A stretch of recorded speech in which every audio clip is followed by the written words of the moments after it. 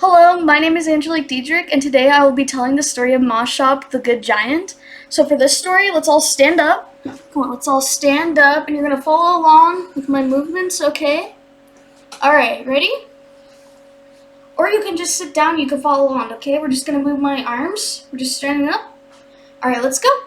So a long time ago, in the forest, before cities were even made, along the Massachusetts River lived the Wampanoag people.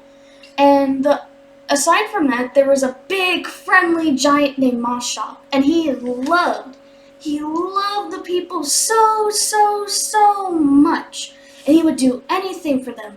The people from Wampanoag would go up to Maushop, and they go, Maushop!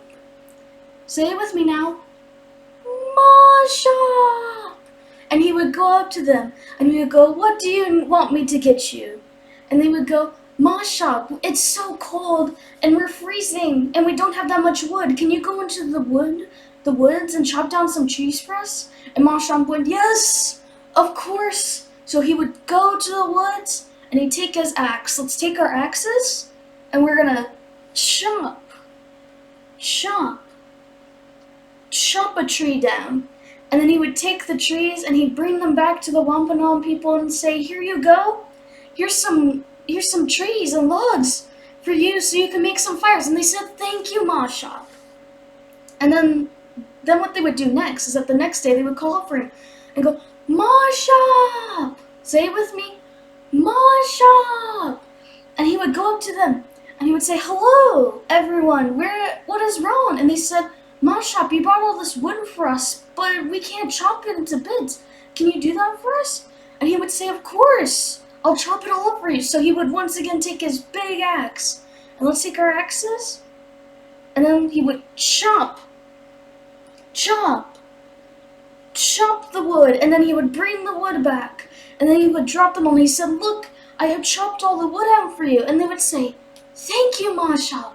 Thank you so much.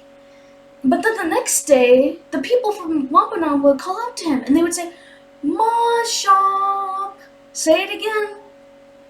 Maushop. And then Maushop would come over and he would go, what's wrong? What do you guys need? I brought you wood for your fire and I chopped it all for you. And they said, oh, Maushop, we are so hungry. Can you bring us some food from the river? And Maushop said, of course I can bring you food from the river. And then he would go out and he takes his fishing pole. Let's take our fishing poles. And he would fling them out into the river, and he'd wait, and he'd wait, and then he'd wait, and then he would reel the fish back in. Let's reel them in. Let's reel. That's a big one. Let's reel it in. And then he would take the fish, and he'd bring it back to the Wampanoag people, and they would say, oh, thank you, Maushop. You are so kind. You are so nice. And he says, it's no big deal. But then Maushop began to realize something as time went on. Maushop started to realize that the people, they just did nothing at all.